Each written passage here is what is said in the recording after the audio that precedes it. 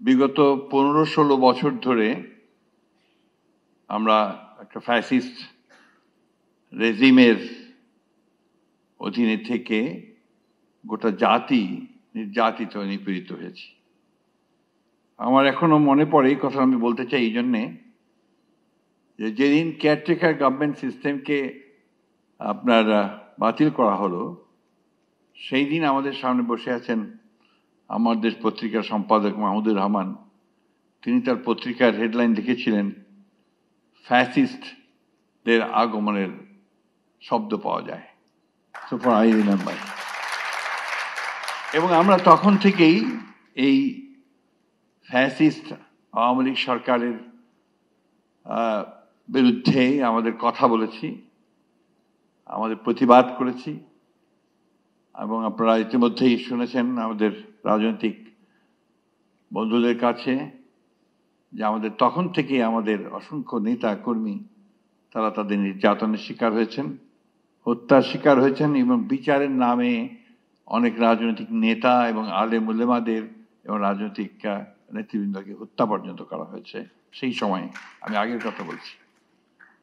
আমি ধন্যবাদ জানাতে চাই জাতিসংঘের মানবাধিকার কমিশনকে, যে আমাদের মাননীয় প্রধান উপদেষ্টা আহ্বানে সাড়া দিয়ে তারা অতি দ্রুত এখানে এসছেন এবং জুলাই আগস্টে যে হত্যাকাণ্ড, সেই হত্যাকাণ্ডের উপরে তারা ইনভেস্টিগেট করেছেন, তার রিপোর্ট তারা খুব দ্রুত দিয়েছেন।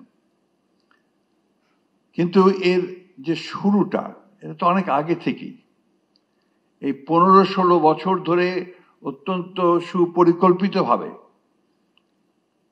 অত্যন্ত একেবারে কনসার্টেড ওয়েতে গণতন্ত্রকে ধ্বংস করা, মানুষের অধিকারগুলোকে বিলীন করে দেওয়া এবং একটা একদলীয় শাসন ব্যবস্থাকে এস্টাবলিশ করার জন্যই কিন্তু কাজগুলো তারা করে গেছে।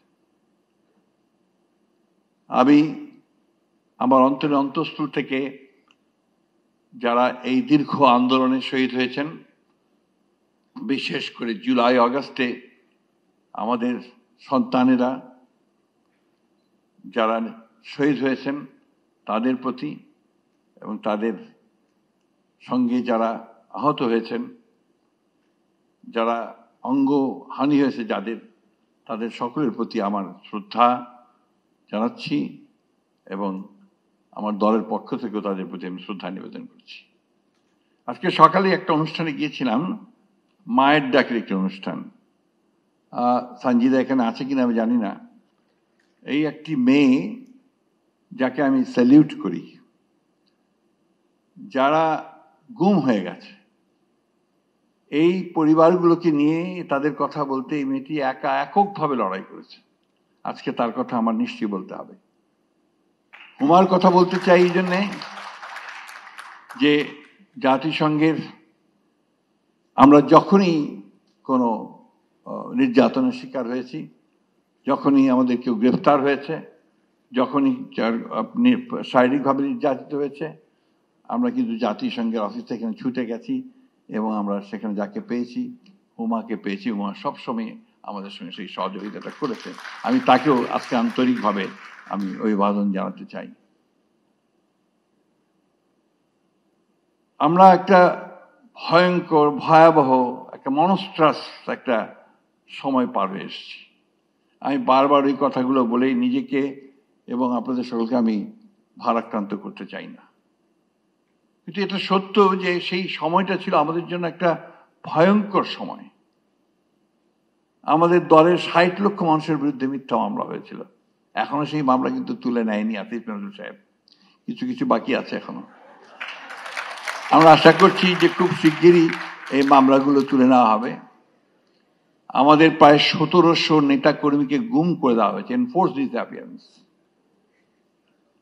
আজকে যে সকালে অনুষ্ঠানে গিয়েছিলাম, সে অনুষ্ঠানে ছোট বাচ্চা মেয়েটা, যেটা বয়স ছিল তখন যখন তার বাবাকে তুলে নিয়ে যায় 5 বছর, এখন তার বয়স প্রায় আপনার 17-18 বছর, বেশি হতে পারে বোধহয়। সে এখনো বলছে যে এখনো তো আমি আমার বাবাকে দেখতে চাই, আমার বাবা আমার হাত ধরে আমাকে ঈদের মাঠে নিয়ে যাবেন, এটা চাই। তো একই কথা বারবার আমরা শুনছি। ওই জন্যই আজকে আমাদের সম্মানিত প্রধান উপদেষ্টা এখানে আছেন, আমি তাকে ধন্যবাদ দিতে চাই, তার ক্যাবিনেটকে ধন্যবাদ দিতে চাই। অনেকেই আমরা বিভিন্নভাবে কথা বলি, কিন্তু আসলে একটা বছর খুব বড় সময় না। এই একটা বছর সময়ের মধ্যে কিন্তু তারা অনেকগুলো কাজ করেছেন, এটা অস্বীকার করবার কোনো উপায় নেই। এবং যে কাজগুলো তারা সবচেয়ে বড় যে কাজটা তারা এগিয়ে নিয়ে চলেছেন সেটা হচ্ছে যে সংস্কারের কাজটা। আমরা 2016 সালে আমাদের নেত্রী দেশনেত্রী বেগম খালেদা জিয়া উপলব্ধি করেছিলেন যে রাষ্ট্র কাঠামোটার পরিবর্তন করা দরকার। এই কাঠামোতে মানুষের যে আকাঙ্ক্ষা তার পূরণ করা যাবে না, এবং সেই জন্যই তিনি তখন ভিশন 2030 বলে একটা আমরা ডকুমেন্ট জনগণের সামনে তুলে ধরেছিলাম। সেখানে আজকে যে কথাগুলো হচ্ছে, বিচার বিভাগের স্বাধীনতা, প্রধানমন্ত্রী এবং আপনার রাষ্ট্রপতির ক্ষমতার ভারসাম্য রক্ষা করা, আপনার হিউম্যান রাইটসকে এস্টাবলিশ করা, বিচার বিভাগের স্বাধীনতা, এ কথাগুলো তখনই ছিল। পরবর্তীকালে আন্দোলনের সঙ্গে সঙ্গে আমরা যখন আন্দোলন করেছি, মার খেয়েছি, জেলে গেছি, বারবার আমাদের ছেলেরা মরেছে, তখনও আবার আমরা 2022 সালে অন্যান্য রাজনৈতিক দলগুলোর সঙ্গে আলোচনা করে যারা আমরা একসঙ্গে আন্দোলন করছিলাম। এখানে জুনায়েদ সাকি আছেন, আমি দেখতে পাচ্ছি। জুনায়েদ সাকি প্রচুর পরিশ্রম করেছিল সেই সময়। আমরা 31 দফা কর্মসূচি নিয়ে আমরা জনগণের সামনে এসেছিলাম। যেদিন এই কর্মসূচি নিয়ে সামনে আসি আমরা, সেই দিনই আমাদের উপর গুলি হয়েছে। আমাদের অফিসের সামনে আমাদের সভা করার কথা ছিল, সেই সভা পুলিশ করতে দেয়নি, ভেঙে দিয়েছে এবং তারপর গুলি করেছে। সেখানে আমাদের মিরপুরের একটি ওয়ার্কশপে কাজ করা একটি ছেলে, সে সেখানে সেদিন শহীদ হয়। এরকম অসংখ্য, একটা দুটো নয়। তো সেই 31 দফার মধ্যে কিন্তু আবার এই সংস্কারের কথাগুলি আমরা বলেছি। আজকে পত্রপত্রিকায়, মিডিয়ায় বিভিন্নভাবে বিভিন্ন বিতর্কের কথা, মতদ্বৈততার কথা বলা হয় খুব বড় বড় করে। কিন্তু আমি যে কথাটা বলতে চাই যে গণতন্ত্রে তো কিছু মতবিরোধ থাকবেই। রাজনৈতিক দলগুলোর মধ্যে যে সব এক কথা বলবে তা তো না। এই বিষয়টাকে আমরা খুব বড় করে দেখিয়ে আমরা জাতির মধ্যে একটা অযথা একটা বিভক্তির সৃষ্টি করছি। আমি মনে করি যে আমাদের কতগুলো বেসিক বিষয় ইতিমধ্যে আমরা কনসেনসাসে আসতে সক্ষম হয়েছি।